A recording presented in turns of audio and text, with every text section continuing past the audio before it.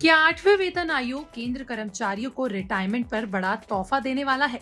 क्या retirement gratuity की मौजूदा 25 लाख रुपए की सीमा बढ़कर सीधे 75 लाख रुपए हो सकती है? अगर ऐसा होता है तो क्या लाखों कर्मचारियों के लिए अब तक का सबसे बड़ा रिटायरमेंट बेनिफिट साबित हो सकता है? दरअसल आठवें वेतन आयोग के सामने केंद्र कर्मचारियों के प्रतिनिधि संगठन NCJCM ने एक बड़ी मांग रखी है।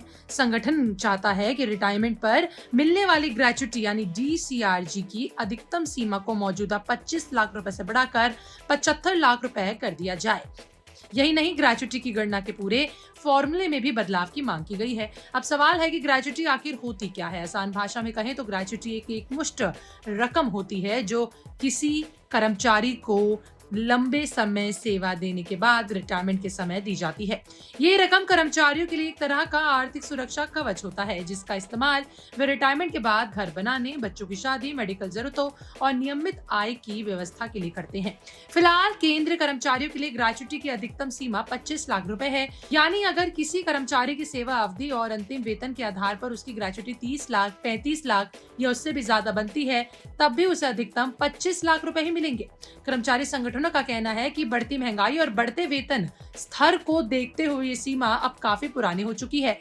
NCJCM का तर्क है कि पिछले कुछ सालों में जीवन यापक की लागत में भारी बढ़ोतरी हुई है। ऐसे में रिटायरमेंट पर मिलने वाली राशि भी उसी अनुपात पे बढ़नी चाहिए। इसी वजह से संगठन ने ग्रेच्युटी की सीमा को 3 गुना बढ़ाकर 75 लाख रुपए करने का प्रस्ताव दिया। लेकिन ये मांग सिर्फ सीमा बढ़ाने तक सीमित नहीं है। संगठन चाहता है कि ग्रेच्युटी की गणना का तरीका भी बदला जाए। मौजूदा समय में ग्रेच्युटी की गणना 30 दिनों के महीने के आधार पर की जाती है, जबकि प्रस्ताव है कि इसे 25 प्रभावी कार्य दिवसों के आधार पर दिया जाए। इसके अलावा मौजूदा 16.5 गुना वेतन वाली सीमा को हटाने या फिर उसे बढ़ाकर 32 गुना तक करने की मांग रखी गई है।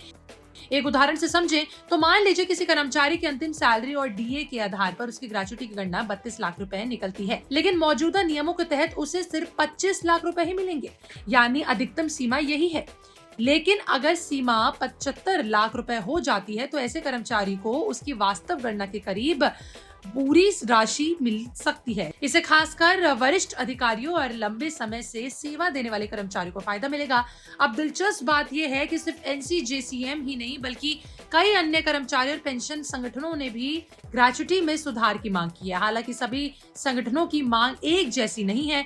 कुछ संगठन सीमा को 50 लाख रुपए तक बढ़ाने की मांग कर रहे हैं और जबकि NCJCM ने सीधे 75 लाख के प्रस्ताव दिया है। ग्रेच्युटी के अलावा आठवें वेतन आयोग के सामने कई और बड़ी मांगे भी रखी गई है। इसमें न्यूनतम वेतन को 69,000 करने, फिटमेंट फैक्टर को 3.83 रखने और सालाना वेतन वृद्धि को 6% तक बढ़ाने और इसके अलावा HRA बढ़ाने, फैमिली पेंशन को 50% ले जाने और पेंशन को अंतिम वेतन के 67% के बराबर रखने जैसे प्रस्ताव शामिल है। हालांकि सबसे बड़ा सवाल अभी भी यही है कि क्या 75 लाख रुपए की ग्रेच्युटी तय हो गई है?